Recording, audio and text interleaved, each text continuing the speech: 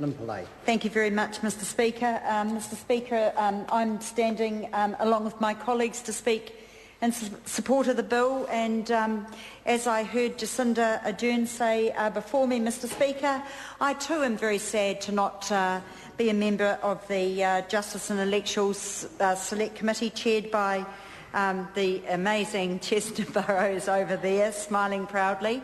It has been a hard-working committee, and whilst we don't agree on everything, certainly in this case, Mr Speaker, the Legal Services Bill, we worked very constructively, and as the work of the committee has seen certainly an improved bill come to the House today. It goes without saying that we should acknowledge also the fantastic staff who, Select Committee staff, who really gave, as always, very, very, very good support to us during the process. And also to, of course, acknowledge the submitters, because there were a number of really relevant points made during the Select Committee process, and I'll talk a little bit later about some of the changes that were made. But all in all, it was a good process, and I feel, along with my colleagues and indeed the National Party, that this bill is improved and this bill is necessary and is a very good thing when we talk about access to justice. And of course, the purpose of this bill is to promote that access with a system that provides legal services to people of insufficient means and delivers those services in the most effective and efficient manner. And indeed, I would certainly hope that nobody in this House would dispute that, irrespective of people's means or circumstances, that it is absolutely their fundamental right to have a fair hearing, hearing, and be able to feel confident that justice is seen to be served. Thank you very much. Junior Whip. This bill did overhaul the legal services system, and it was the result of a review that was carried out which found some failings. Now, a number of members from the government have spoken quite staunchly about some of the rorts that were going on in the system, and indeed, Mr Speaker, that is not anything that anyone in this House likes to see in any system. But I'm not going to talk about the rorts. I think that the government, who tend to like focusing on the negative, have done that quite well. I would actually like to focus on all of the work, the good work that lawyers working within the legal aid system do.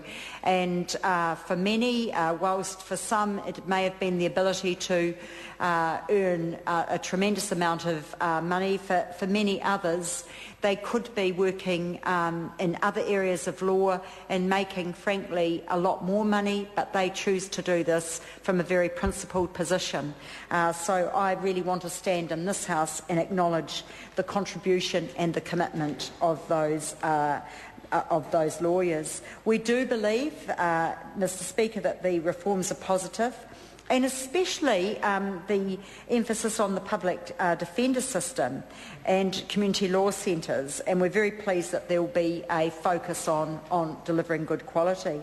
And if I can just a little bit of background on the public defence system. It was launched by our leader, in fact, but who was the Minister of Justice at the time, Phil Goff, in the Manukau courts in 2004. It was part of the Labour manifesto in 1999, so something that that members of the Labour Party saw as very dear, and we're very proud that that service was launched in 2004. There have since then been 2 independent valuations of that service, and both found that it offered tremendous savings in lawyers' costs when compared to the equivalent of comparing it with private providers. In fact, it was a saving of almost $1 million over that period of the pilot. These savings were achieved with no change in outcome for the client, but as measured by the conviction rate, but rather delivered consistency. And I think that most people in this House would acknowledge that employing lawyers as public defenders delivers that consistency and accountability and a high level of skill. So, as I said before, we're very pleased. I also want to take this time to acknowledge all the work that community law centres do, and if that is why when people bang on about the greed associated with legal aid, I do find that a little offensive when you look at the complete opposite. It is hard work, and indeed community law centres who are funded, of course, by the system, the lawyers working in community law centres are working for a very, very low salary, but their commitment is second to none. And I know that my colleague Carmel Cepoloni, who along with me has had quite a bit to do with our community law centre in Waitakere, and we are really impressed by referring clients, of course, not first hand, but very, very impressed with the standard and indeed many colleagues have said the same in their areas. So let's just acknowledge the work that community law centres do. One point when we look at some of the changes that were canvassed, one of them was that community law centres were really concerned that there was no statutory consultation requirements within the bill, and we as a committee spent quite some time discussing this, but we're advised that there was actually no provision for the equivalent of the Public Advisory Committee. So we did not propose an inclusion of such a committee, but whilst we know that consultation is very important, we noted that it has always been a very good administrative practice, and we did not see that changing, but it was something that we did draw attention to in our report.